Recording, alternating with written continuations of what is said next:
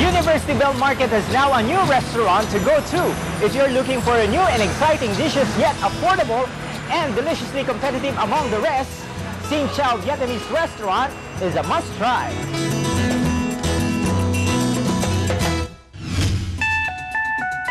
Magfo-food trip tayo sa pinakabagong Vietnamese restaurant in Manila, ang Xin Chao. Owned by the chef and businessman Hasset Go, Xin Chao is set to satisfy our food cravings the Vietnamese way.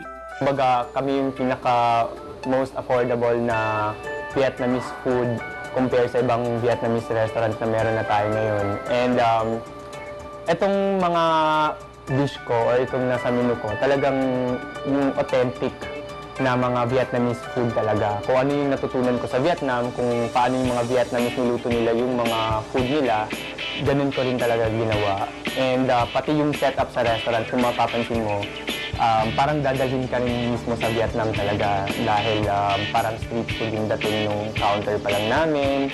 In just 3 weeks in operation, hopeful si Chef Hasset na magugustuhan ng mga tao ang kanyang Vietnamese dishes na may twist of Filipino taste. Pinakabado din syempre kasi hindi mo alam kung paano tatanggapin ng mga tao, especially dito sa location namin na dito sa University Belt or dito sa Recto, kung talagang i-grab or magugustuhan kayo nila yung Vietnamese food. So kaya ginawa ko, kasi marami tayong mga ingredients or maraming ingredients sa Vietnam na wala tayo dito. So ginawa ko, kung ano lang yung meron tayo na pwede namang i-substitute dun sa mga ingredients na wala, yun ang ginagamit ko. Kaya may tagline tayo na parang Pinoy's version of Vietnamese food para naman na hindi talaga pure Vietnamese pagdating sa ingredients kasi syempre ma-intimidate yung tao or baka hindi sila adventurous pagdating sa ibang cuisine. Okay, si Xiao! Hello! Hello sa Vietnamese! Kaya kasama mo ngayon si Chef Hasset Go. Chef, hi! Xin Chao! Chao Busan, which means good morning. And Xin Chao is hello, tama. Ano ang good afternoon? Chao Busan. Yun yun? Okay, syempre, nandito tayo ngayon sa Xin Chao. Okay, Chef, ano-anong nasa natin today? Ayan, syempre, unahin natin yung mga noodles namin or natawag namin pho.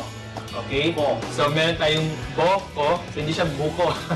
Boko. So, bo kasi means beef. May beef and carrots and yung atsuete kasi kaya siya red. No? Para siyang beef caldereta sa atin na may noodles lang. Ayan. So, ito naman isa, pho bo.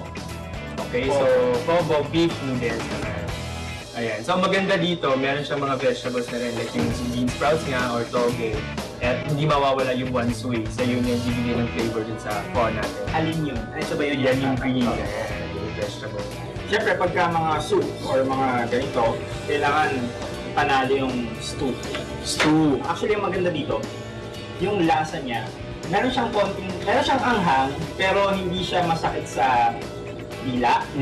Saka sobrang linis. Ang linis ng lasa. Malasahan talaga yung beef.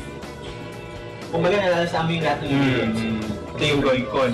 So, Vietnamese spring rolls.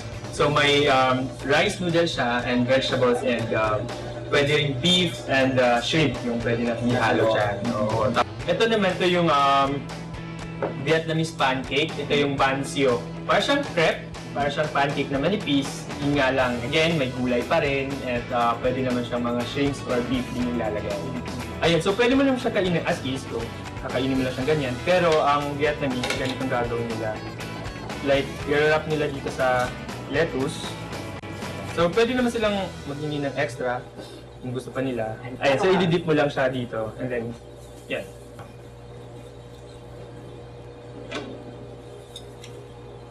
Masarap ng Di ba? Yes, sabi ko sa'yo. Maraming mga Pinoy ang di pa accustomed sa Vietnamese dishes, kaya dinescribe ng ating entrepreneur chef ano ba exactly ang distinctive taste nito. Ang Vietnamese actually close to Thai cuisine, Malaysian, and ang pagkakaiba lang nila, yung Vietnamese talaga more of more of mga fresh vegetables, tapos more of fresh ingredients talaga. And pag natikman mo yung, let's say, mga soup, yung mga marinated na mga meat nila, talaga sobrang malinis yung lasa. Ready ang Xin Chao Restaurant na makipagsabayan sa ibang Vietnamese restaurant at ibang food establishments in general. and they believe they got what it takes to do this. So una-una yung presyo. So dapat affordable sa mga estudyante kasi yun nga, nasa university belt ako. And next, siguro yung presentation and yung portion size ng mga food. So kahit mura, dapat medyo may pagka-big serving pa rin, no, yung portion size ng food para, alam mo naman pag Pinoy, gusto nila mura na malaki yung serving or marami. So dapat makuha ko yung ganun na concept. And syempre yung mga televiewers natin, especially yung mga Pinoy na hindi naman talaga knowledgeable about sa Vietnamese cuisine, paano yun if ever, for example, first time mong kakain dito, Okay. Tapos ito, hinain nyo sa akin yan. Do you instruct yung kakain kung paano ba kinakain yung pagkain mo? Of course, ayan. So, ang maganda dito, nandito lang naman ako, or yung mga kitchen staff ko, yung mga chef, pwede naman sila yung magturo, sila yung mag-guide paano kainin itong mga to. Kasi syempre, hindi mo ma-experience talaga yung the Vietnamese way of eating this kind of food. Ngayon pa lang, plano na ni Chef Hassett na mag-expand ng kanyang business. Bala ko rin na magtayo din ng, kasi ito second floor to, so meron din akong first floor, yung sa baba. Ito yung gagawin ko parang small cafeteria or cafe na mag-showcase din ng mga cakes, pero may pagka-touch of Vietnamese pa rin. What's good about this is mabibili nyo to sa halagang 49 pesos. 49 yung pobo na try mo, and the beef stew, 79. 79 pesos lang. Actually, complete meal na siya, mabigat na sa tiyan. So if ever na i-compare mo sa mga ibang restaurant dito na nag-range ng 100 pesos, mga fast food chain ngayon, 100 pesos. 100 pesos na eh. Dito makakain ka na sa halagang 49 at 79 pesos. Okay, maraming salamat, Chef. Kaya lang, meron ko pwede na eh. So paano ba kumain yan? Sumusundot lang. Ano pang ang tawag dito? Oksaw. Oksaw. Which is? Ok is escargot or yung kohol. Saw is parang stir fry. Escargot? Escargot. Isda kanin at buhay.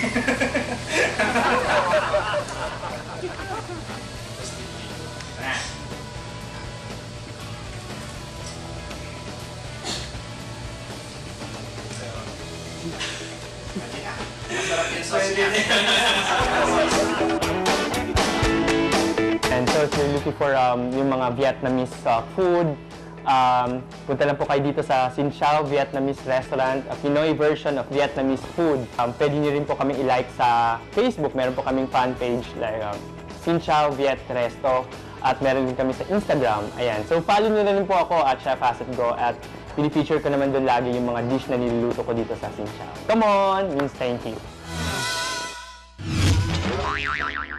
Up next, kaya nyo bang gawin ang mga boses na ito? Alam mo, Seki, huwag ka na umiyak. Ang saya pala mag-bastion dito sa probinsya nyo. Alam mo, Eugene, kailangan mo magsanay at palakasin ng inyong Panoorin yan sa pagbabalik ng Bread and Butter.